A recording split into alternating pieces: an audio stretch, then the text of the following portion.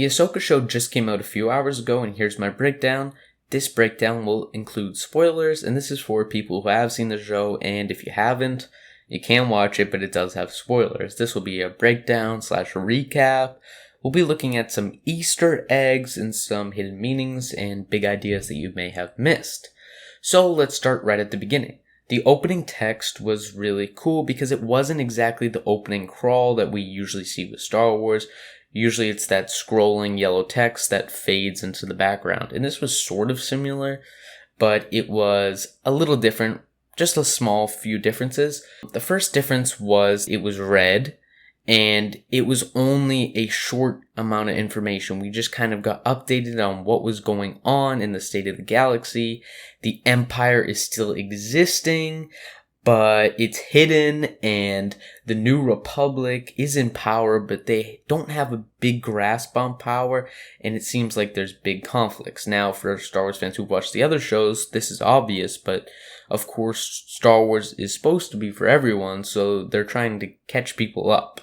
Now, the music stuck out to me right away. It is amazing. See, the Obi-Wan Kenobi show, Book of Boba Fett show, the music was, mid, and this has been a trap for some of the new Disney stuff. The original Star Wars and the prequels had amazing, iconic music that we can all remember, and I'm really happy that we got some nice, interesting music. There is mysterious music for the villains and optimistic, hopeful music for our protagonists, and this is what we really want. Now, the first basically scene is Baylan and Shin infiltrating a Republic ship, or New Republic ship. It was really good, and they even gave Baylan a hallway scene, and I thought that was kind of cool. I feel like everyone's getting hallway scenes these days, but I was happy to see it. Now, Baylan looks like a true, really menacing villain. It looks like he's gone through a lot, and I'm really excited to see where his story develops.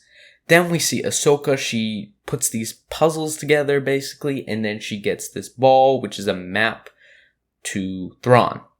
And this ball really resembled the World Between Worlds. If you actually look at it and its creases and all that stuff, it looks like the World Between Worlds, which we saw in Rebels. And one fact about Ahsoka you might not know is she actually has one lightsaber that's longer than the other. And this is because she treated one lightsaber like a primary weapon. She has one longer lightsaber that's her primary, and the other one's just a secondary lightsaber that she uses. And this has been throughout the Clone Wars and Rebels. So if people are confused on that, that's the answer for that.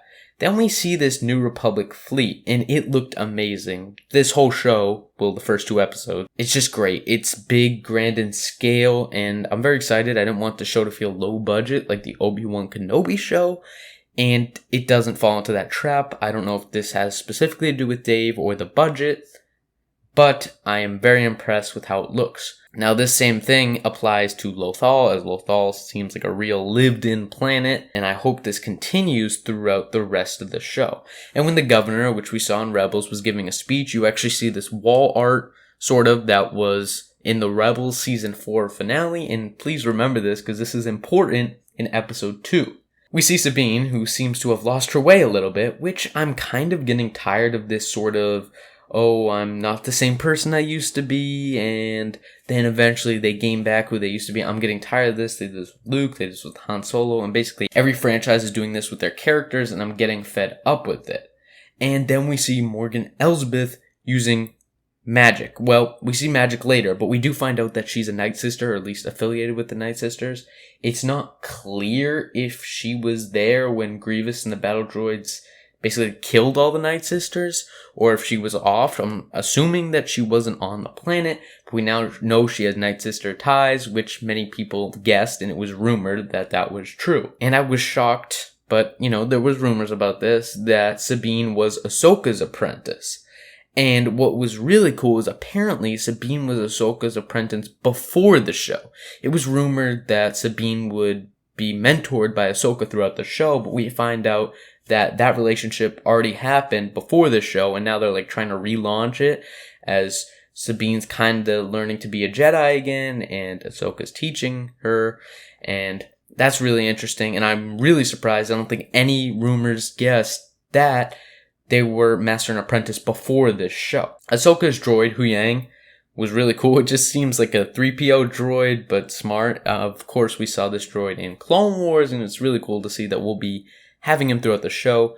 And I am a little happy to get a companion that's not like a cute little baby like Babu Frick and Baby Yoda. And in the new Star Wars Outlaws game, there's some like cute little creature. It seems that's what they're trying to do to get sales. But I'm happy that's not exactly the case with the Ahsoka show, but it is only the first 2 episodes, so we will have to see. Now, Balin being a Jedi that disappeared at the end of the Clone Wars, but is still alive, is a little annoying. I'm starting to get tired of it. If the show can do it right and make it make sense, I'm fine with it. But as it is right now, I just am getting sick of, oh, here's another Jedi that survived Order 66. It's like, seems like it's almost 100 at this point. They could have started a whole nother order. Then we see my favorite scene in the show, and that's where this probe droid sees Sabine, and then it goes back to Shin. But it seems very Phantom Menace vibes as when Darth Maul had the probe droid that was looking for Qui-Gon and Anakin.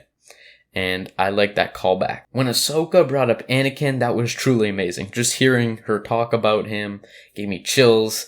And a lot of times with characters, it doesn't feel like they grow, or they grow way too quickly and it just doesn't feel right. Now, Ahsoka was talking about how even the right choices have the wrong consequences. And she walked away from Anakin, as she says, and she walked away from Sabine, apparently. And apparently she understands that that wasn't the right choice, or maybe it was the right choice, but the consequence was bad. And it seems like that's something she's learning, and this probably won't happen again. Then we get a very intense fight between Sabine and Shin, as she figures out that there's basically a gateway. So what was explained in the show, in the first episode, was that there's 2 galaxies, and there's a pathway to get between the 2 galaxies, and this was actually discovered in ancient times, as they say, but now they're just trying to figure out how to do it again. It seems like Thrawn has already done it before, because he's already in this other galaxy, but our protagonists and antagonists are trying to figure out how to do this. She finally figures it out, but then gets attacked, has a lightsaber fight with Shin, and then she gets stabbed in the chest. Now, this, when I saw it, immediately took me out of the episode. I was very excited for this episode. It paid off in so many different ways. I truly love this episode, but that just took me out. Now, I'm going to talk about this more in my episode 2 breakdown, but when I saw that, I was like, I know she's alive. I've seen the trailers, and it bugged me. It really took me out, and I loved this whole episode. Besides that, I can feel the weight that these characters already have on their shoulders. I can sense the feeling of duty and responsibilities that they have for each other. I was surprised that there wasn't too much character work that was done in this episode, especially since it's the longer of the 2 episodes. But this episode certainly pushed the plot further and got us started nice and fast. The villains, Balin and Shin and Morgan, all felt very menacing. And one more thing I would like to add. Dave Filoni directed this episode, and he will also be directing the 5th episode, while also writing every single episode of this show. I think his directing was amazing. I was really blown away. The shots that Dave got were cool, and I haven't seen them in his other projects. Now, he has directed, I think, 2 episodes of The Mandalorian, and they were good, but this is certainly an upgrade. Now, if you're watching this breakdown right as it comes out, then my episode 2 breakdown will be coming out in a few hours. And if you're watching this a few hours later, then you should check my channel, because my episode 2 breakdown will be out as well. Now, while episode 2 is a shorter episode, there's a lot to talk about, and that one is very big, so that video will be much longer, so make sure to check it out. If you like this video, this is my first time actually doing a breakdown for a show, leave it a like, hit the subscribe to show your support. Thank you for watching. May the Force be with you, and I really hope this show saves Star Wars.